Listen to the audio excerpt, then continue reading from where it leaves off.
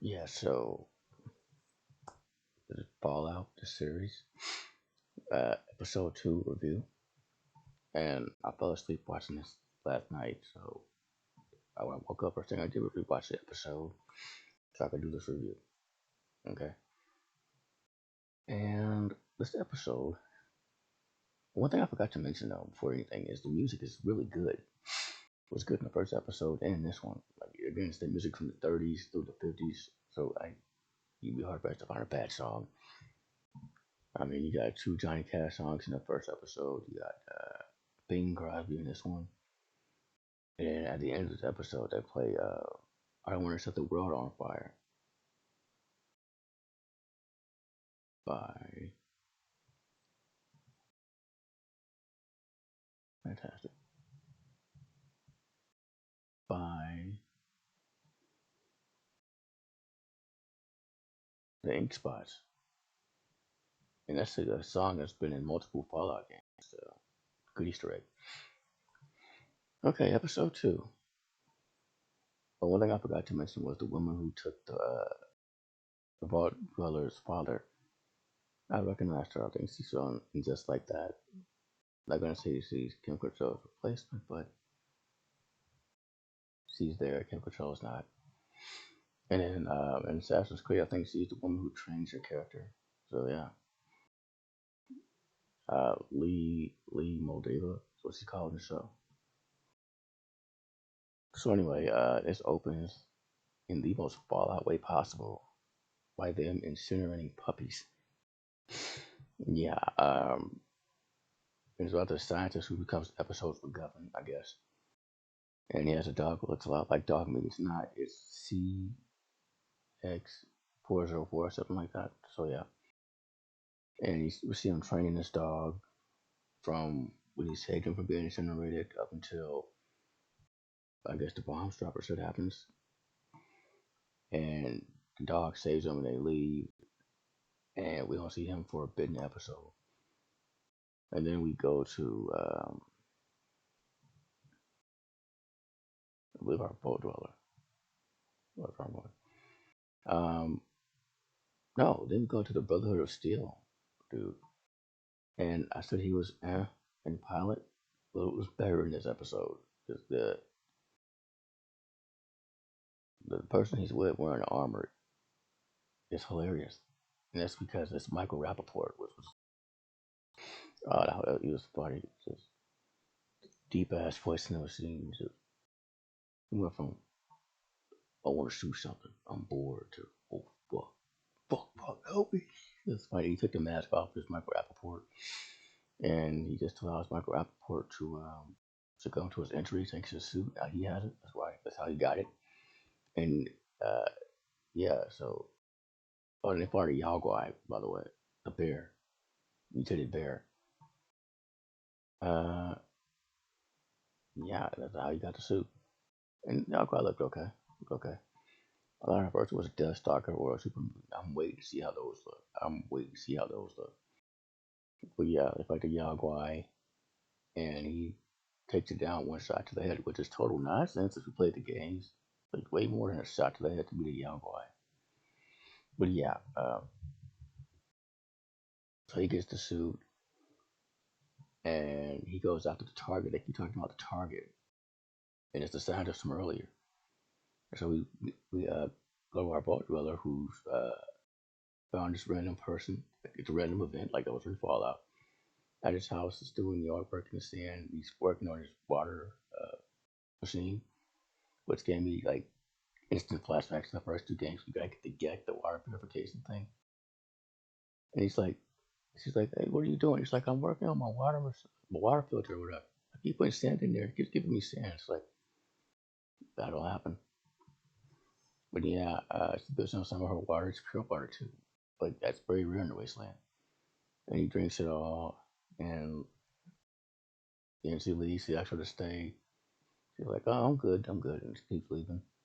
Makes her way to a city to a place called Philly. I thought Philadelphia because also it's where Fallout 4 takes place. So, but the Philly they're talking about looks not like Diamond City from Fallout 4. Like a lot like Diamond City. And she gets there and she talks to a store vendor, who, by the way, is Dale Dickey, who I haven't seen in anything since My Name is Earl. So good to see her or something. And she's just not believing anything she's saying. She's like the farmer, she calls her friend, but then she tells her about League, saying League, and just stops right there. She's like, tells her friend, get back in there. And she's like, I don't know nothing. I mean, she does. And the boat driller, nice can be, tries to get the information. Then we cut to somebody, a figure, holding a vial, who we reveal later as the ghoul. So yeah, when he shows up, just starts shooting everyone and everything. Shoots the leg off the scientist who turns out was there, and that whole scene was crazy. And the Brotherhood of Steel dude shows up and does his uh, Superman impression. On the other hand, that's his and like that. That's okay. And yeah, and they fight. And by they fight, I mean the both, not the both, I mean the ghoul and the Brotherhood of Steel dude, they fight. Barbarella tries to get involved. She fires her gun with a tranquilizer darts at the ghoul, and he's like, uh, that's a small drop. Something like that's a small drop. Something about basically saying not enough drugs, or he's too drugged up or something. Well, but I didn't mention before, the Raiders in the first episode were doing Psycho, the inhaler stuff, so good callback. So yeah, the tranquilizers don't work on the ghoul, and already Big Eyes get even bigger. So it's like, and Dale Dickey's finally like, okay, get the scientist into the store. And she does. And what's left of the scientist's leg is put into this machine, blur all over the place. Again, it's a blurry episode. And she gives him like a metallic foot, I guess. And then, this is like something straight from the video game. She gives her a mission, like, get this dude to this place. There you'll find who you're looking for. That is something straight from the games. Very RPG like. And unfortunately, the escort mission, those suck. No matter what the game, but still, good to see that.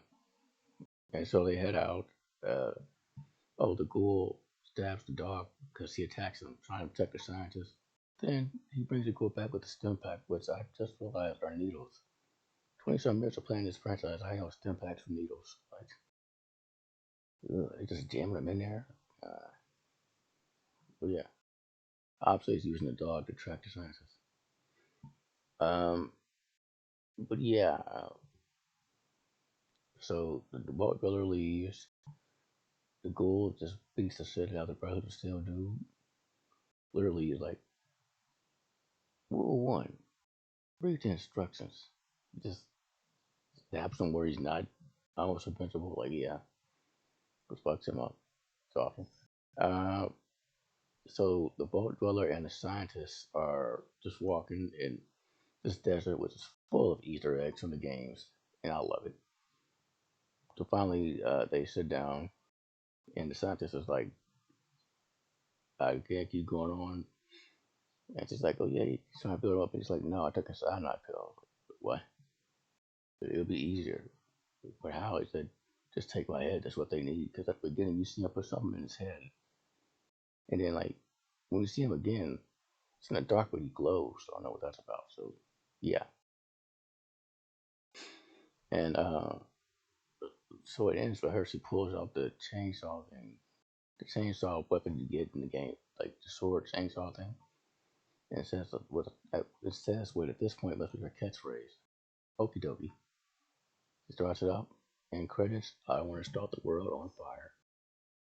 By the ink spots. Like, yeah. So very much this Bold Dweller is doing good guy playthrough. Like I always, my first playthrough of any game, I always I'm super good dude. I help whoever needs it. No unnecessary murders or robberies or thing like that. That's what she's doing, obviously. I mean, allow that. Second playthrough, all bets are off. Also, it's described.